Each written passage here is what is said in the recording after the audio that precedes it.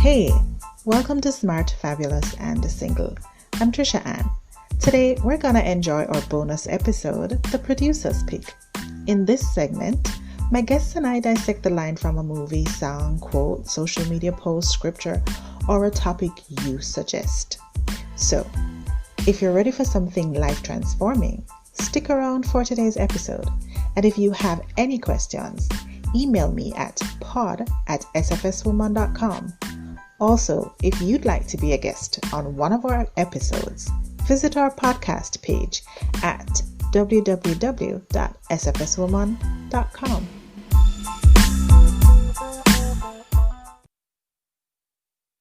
Ladies, welcome back to Smart, Fabulous, and Single. I hope you've had a great week. I hope you've checked out our previous episodes for the week. Today, we're talking about singleness because I think some of us have some ideas about what singleness is, and maybe some of those ideas are not necessarily correct. Maybe there's some other things that we need to learn. And so today in my virtual studio, I have one of my favorite persons. That's my pastor. He is the senior pastor of my church, Fellowship Tabernacle. And he's my spiritual authority, my mentor. And when I sat in class, because our church has a college, whole life college, when I sat in his class and he spoke to me about singleness when I was going through my separation with my ex-husband, it changed my life forever. It gave me such a fresh perspective on decisions I had taken that were not good for me, and just did it just wrong. Whether it was being with him or how I handled certain things. And so I thought it was really important for us to get his perspective on singleness. And so I have invited him and he has agreed. And I am really appreciative. Pastor Al, thank you so much for being with me. And, I just wanted, as they would say, give you the floor to talk about singleness. I'll pop in if there's a question I need to ask, but really, ladies, this is going to be such a fantastic topic that I don't even know if I'm going to have anything to say. You know what I mean? So, Pastor, welcome. Okay, Trisha, thank you so much. It is good to be with you. And it's really my pleasure and privilege, really is, because it's always a privilege to be able to share on behalf of the kingdom that I represent, and the truths of that kingdom, because it is intended in the wisdom and the counsel of God to help us to succeed at life, because we were made for victory and not for defeat. We were made for success and not for failure. And therefore, we need to understand what it is or what it requires to be successful, because success is not luck or chance, really.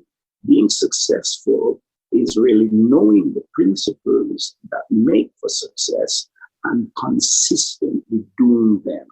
But if we are ignorant of them, then we can be well-meaning, but we keep doing it and keep doing the wrong thing. And so we do not get the results that we desire. And frustration sets in and all that kind of stuff. So it's really, really critical that we find truth, and accept truth, believe truth. And if we believe it, then the only evidence that we believe something is when we obey it, when we follow it. Then we are demonstrating that we truly believe it, because what you believe must change you. If you believe that fire burns, then you don't put your hand in fire or jump in it. If you're not sure, you might test it to see if it really burns, So what we believe must produce change in our lives. So it is for me a privilege and an honor. And so I trust it will be a useful and productive time.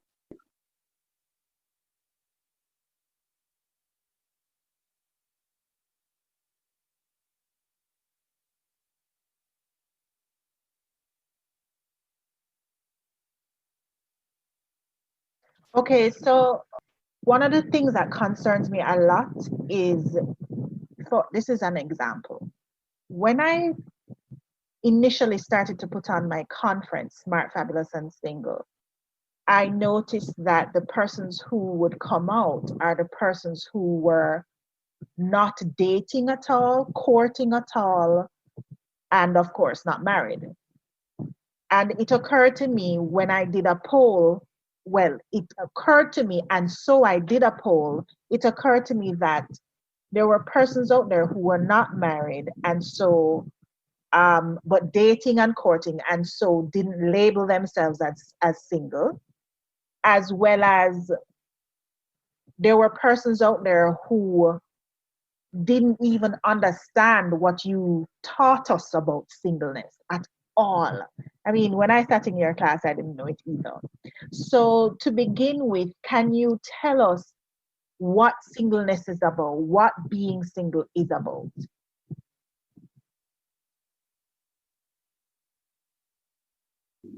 See, Trish, it's again what I said earlier about knowing the principles and applying them. That's really the key to success, to victory. On this issue, we are all, let me back up and say something, let's then come forward to this. I believe that we were all created to be married because men were made a particular way that the ability to reproduce. The woman was equally created with the ability to reproduce. We are all relational beings by nature. And so hence we were created for relationship. And the assignment that God gave to us in the earth was to take dominion and to rule the earth. But in order to do that, we needed to also populate it so that we would have sufficient people to people the earth so that we could dominate the earth. So it is, so the desire for relationships is natural for all of us. You know, how we may express it may vary because of socialization, our knowledge base, our culture, and all of those things can affect it. But at base, we all want relationship. And the ultimate end is about marriage because, and there is a sense in which I said this somewhere recently, and I'll say it again, that we are all, especially persons who are people of faith, we were all created for marriage because the fact that some people don't is not the fact that we were not created for it. It's because we were made for it. Why most people do or are able to relate, and some may not for varying factors. And those who are of faith and spiritual, then marriage is also inevitable for them, if not in the natural world. But we are by scripture and Christians called to be the bride of Christ. And so that analogy is what God uses for his relationship with us. And so if we are to be the bride of Christ, he's saying ultimately about being married. And so somehow God wants that concept of marriage and what it means to become the yardstick that helps us to understand relationships, the purpose of relationships, and how to prepare ourselves for effective relationships, because it is as preparing for marriage. So really, we are raising children, for instance, as parents, and we should be more conscious that we are raising children whose end is 9 out of 10 chances they are going to be married. You see, because they so, and to be married means having wholesome relationships, so that the whole issue of living is about relating. And so the quality of life is going to be dependent by the quality of our relationships, and therefore the individual ability to relate effectively to other persons. This is so fundamental And yet it is one of the things that we miss. But with that said, therefore, it is now ties in this whole thing about being unmarried. And therefore, we are wanting to get married, and we often say in the world, we are therefore single. But I really want to make a distinction between unmarried and single, because we sometimes want to believe that because I am unmarried, I am therefore single. But when you look at what the word single means, both as used in even our English language and within the original language that we would look biblically, that singleness means more than just what we narrate to mean. And because of that, I would make this statement that being unmarried does not mean that you are single. You see?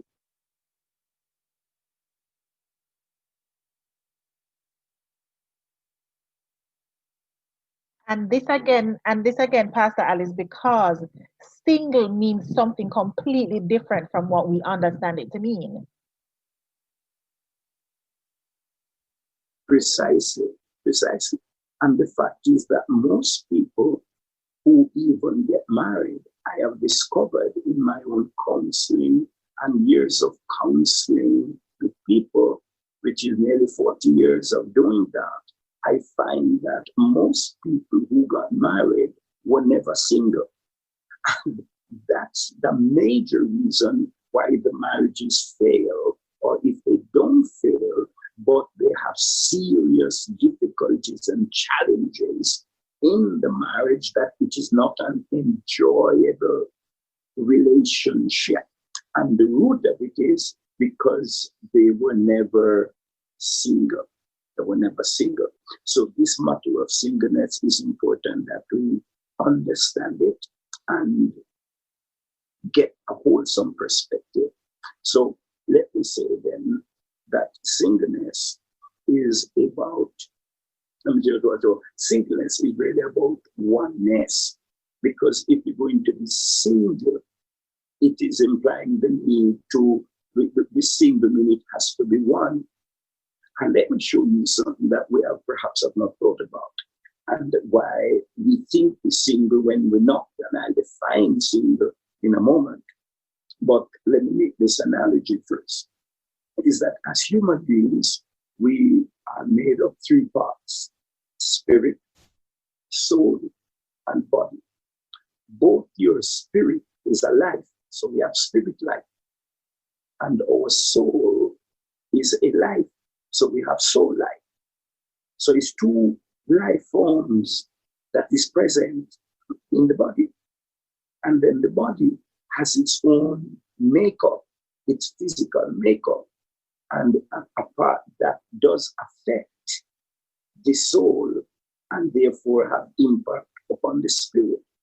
So if there are three parts to me, if all three parts are not united in purpose, in responses, in action, then the truth is I look single, favor single like it's me one, but it's not really me one, because my spirit is saying one thing and moving me in one direction, but my soul, which is made up predominantly of my mind, intellect, of emotions, and of will. But if my mind, will, and emotions are tugging in different directions, and it's tugging different from my spirit, then I am a bundle of confusion. And even with my mind is thinking one thing, but my emotions is feeling something else that is contrary to what my mind is thinking. And then the choices or the decisions that I make in my will sometimes conflict with my feeling.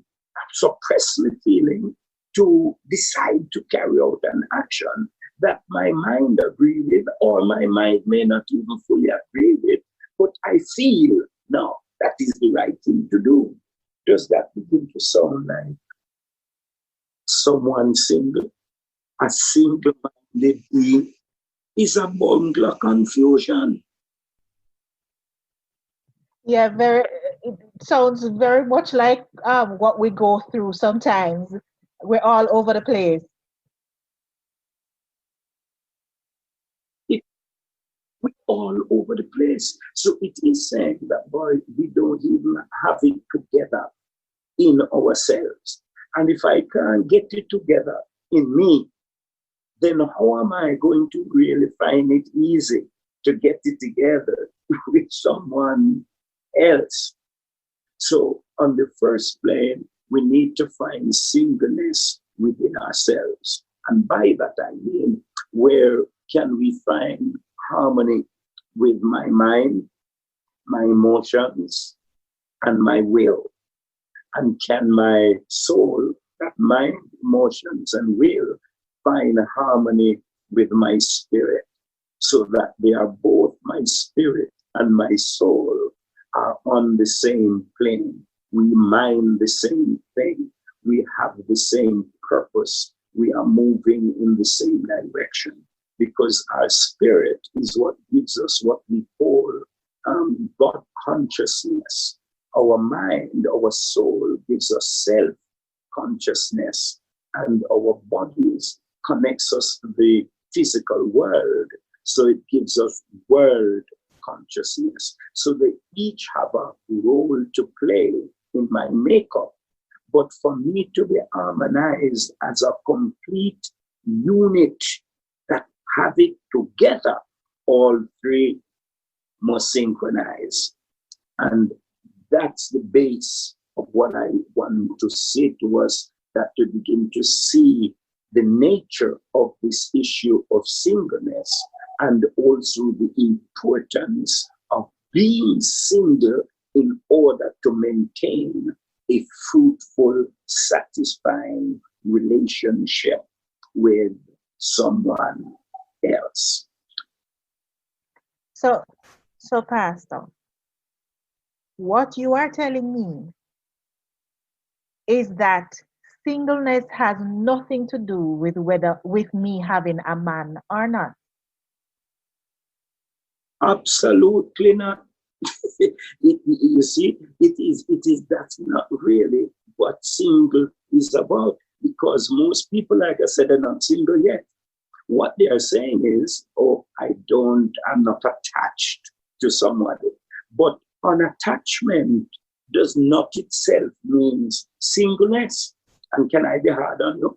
Sometimes the very reason why you are single and cannot find a relationship for attachment is because you have not yet become single. So that persons who you are trying to develop a relationship with, you're confusing them. And they are confused and frustrated, because they wonder, today you are like this, tomorrow they come and you behave differently. They say something, and all of a sudden you react. And then say, Lord, I'm going to say, how are this? So the person gets turned off because they're not sure which is you. Is the you I spoke yesterday you, or is the person talking to today is you? Which one are you? Is you? You have a you that is you when you're with me. But when I see you with your friends, I see a you that I never saw before. And so I'm wondering, which you is you? And then I go with you and I meet with your family. And I see a you with your family that I don't see when you are with your friends. And I don't see that you with me, because you treat me some way that I don't see you treat your family. Oh God, we confused when I tell you, you're not single. It's a whole heap of you there. So we're not sure, because what does single mean? Single is talking about where you are being able to stand without support. That you can be alone, by yourself and function. So if there is all of this diversity in me, then have I really become single? Because when the word single at its very base, it means being able to stand on alone, being able to stand alone, being able to stand on one's own 2 feet. Being single is about being separate from everything else, so I can function separate. I need no props. I don't need anything to hold me up together. I can be held together within myself. Singleness means that I am able to stand alone and do so consistently. Not I can stand up now, but then tomorrow I can't stand up. I have to have some crutch to lean on. So if it is single, it needs no crutch to lean on. It needs no support, and it can maintain that posture consistently. It means to be upright and not just, because it has to do with your person, it's not just physically upright that you can stand upright, but it begins to imply an uprightness internally. You see, it is uprightness internally in terms of the balance that is in my own person, so that I'm not confused and eating here and there. I'm not emotionally unstable. You see, because all of that becomes a part of the reality of what has to come together on this issue of being single. It means, matter of fact, I was a little shocked, Trish, when I saw that in the dictionary. It says to be sound. One who is single is sound. And another statement says in good condition. So it refers to a single, that what is single is to be in good condition, therefore having the ability to stand alone in full control and to do so consistently. And what it really then end up to mean, it all equals one word when we are associating singleness to a person. It's the same principle like a thing. You see, if I take my glass case, it cannot stand alone. If I can put it here, then it can stay there and never shift. Then I say, oh, it is alone, it is standing, it is single, and therefore it is alone. But if I have to have something for it to lean on, to be able to stand, then I cannot speak of it as being single. It's not yet single. So it must be able to function by itself. And when we take that principle of just the natural things being single and apply it to a person, then that is applying now to the issue of character. It becomes an internal thing now, of character. So what it really means is mature. So he who is single is one who is able to stand on his own 2 feet, being able to stand alone. And that's why I will say about being alone, that it's not the same as being single. But being single will allow you to be alone. But if you're not single, you can't be alone. You see? So it's being single and alone, and the word is mature for us as it deals with persons and relationships. So singleness is about being at a place of maturity. You see, that I can stand and function without props. I can function as a single person. I'm not dependent on anything or anyone. I can operate as a whole person all by myself. If I have addictions, then I'm not single, because by addictions, whether that is to drugs, whether that is to sex or to any other vice, serious vice that makes me can't function without it, then alcohol, for instance, then I'm not yet single, because it means I need these things to be able to stand. Then no, we're not single yet. We're single when you mature in full control of you, of your behavior, of your mind, you have self-control and discipline, then you begin to talk about the person who is single. And then when you're single, singleness is what now leads one to be alone. Because when you're single now, you can either be alone or you have a companion. You see, and if I don't have a companion, then I am single but alone. You see, am I making sense to you? You bid me suffer? Well, until you got to the alone part, because typically I think of alone as in, nobody's around me. And true, because alone means without a companion. Without, it also means without equal, meaning that you are unique. You're on your own, you're alone. And that is why you'd have to be single to be alone. Because if something stands alone, it is because it is single. If it has to lean on something, then it is not alone. Like the illustration I use, if I use my glasses and the case, if I try to let the glass stand up on the end and I have to put it on the side to get the balance on it, then the glass case is no longer alone because it has this prop on which it leans. So it's not alone.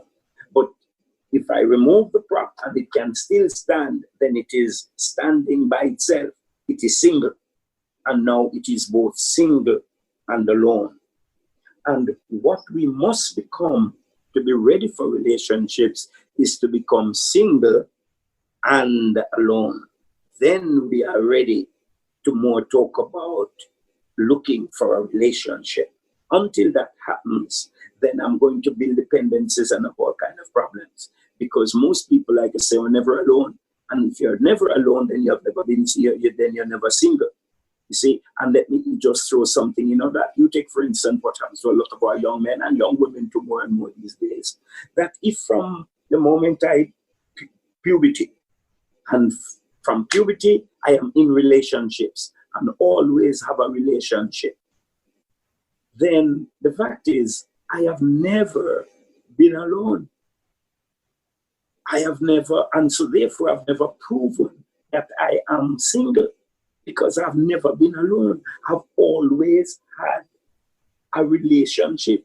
I'm always in one. If that one fails tomorrow, give me a few days and weeks, I'm back in another. And always having relationships, So I have never had an opportunity to be alone. And therefore, I've never been single. And when it comes to marriage, you know who marriage is for? Single people. And those who are single and alone. Because you notice now what the Word of God says on this issue. God now says it is not good for man to be alone. It never says it's not good for man to be single. It says it's not good for man to be alone. So I will make him a help that is good for him. Because he needs companionship to be able to fulfill his purpose. He cannot do it alone. So we need companionship, not to deal with singleness or to solve the problem of singleness. We need companionship to solve the problem of aloneness. But it is singleness that produces aloneness.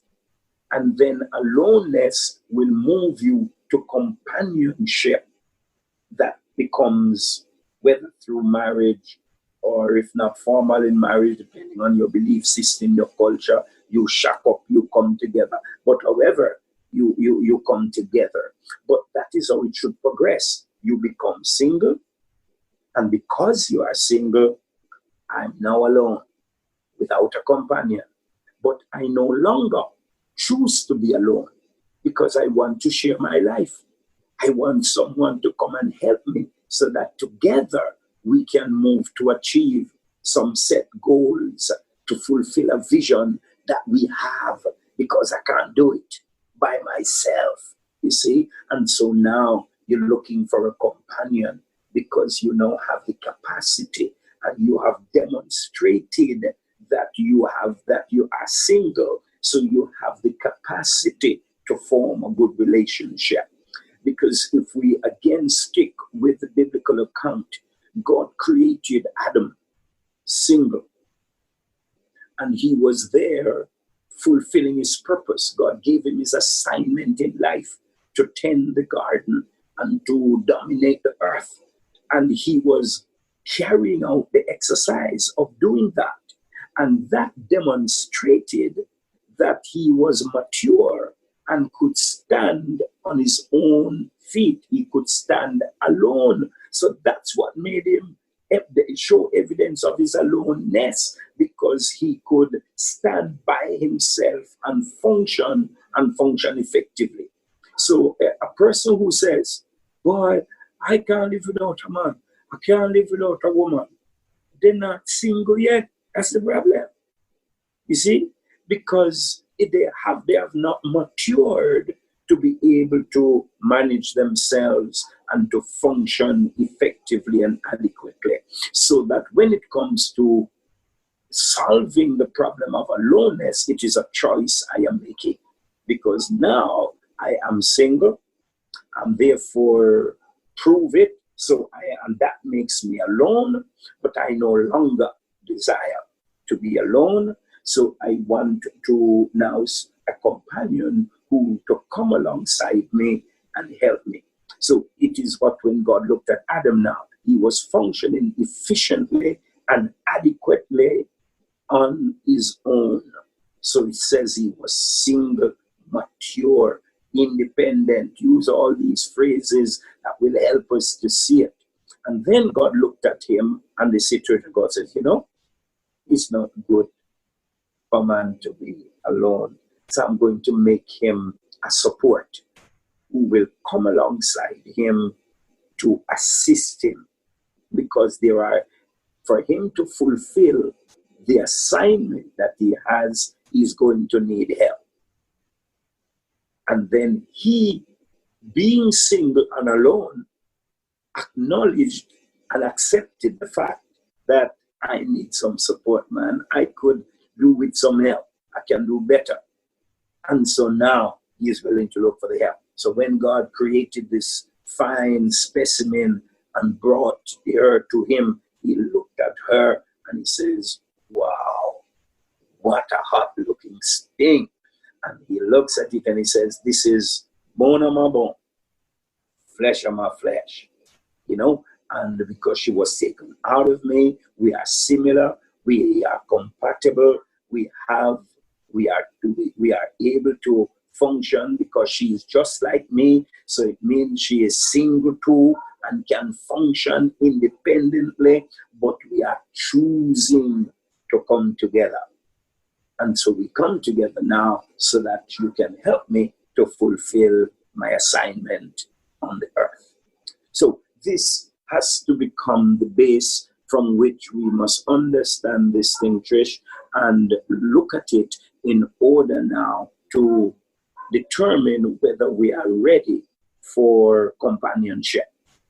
Because if you're not yet single, then you're not ready for companionship. Ladies, thank you for tuning in to this week's episode of The Producer's Pick, Part 1 with Pastor Al Miller. So I'm absolutely loving the conversation because Pastor Miller has shared with us that singleness has nothing to do with whether we have a man or not, and everything to do with our character, personality, and attitude. And basically, again, I'm saying that when I heard this as I sat in his class once, it shifted my perspective, gave me a new mindset, and really just redefined the way I did life as a single woman.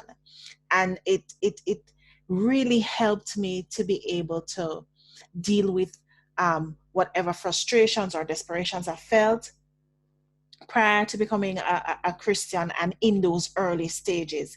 And it really helped me to get to that place where I could, certainly in an easier fashion, deal with my singleness. You know what I mean? Deal with, you know, a guy that I might like, or my focus wasn't so much on whether or not I needed a guy or needed to be married, but more on my purpose and more on who I am and my identity and how God sees me and wants to use me, and building myself and being a better person so that everybody I encounter would be better for encountering me. And so I'm really grateful that you stuck around to hear this part of this 2-part episode, and hope that you will join again next week, Friday, for part 2 of Producer's Pick with Pastor Al Miller.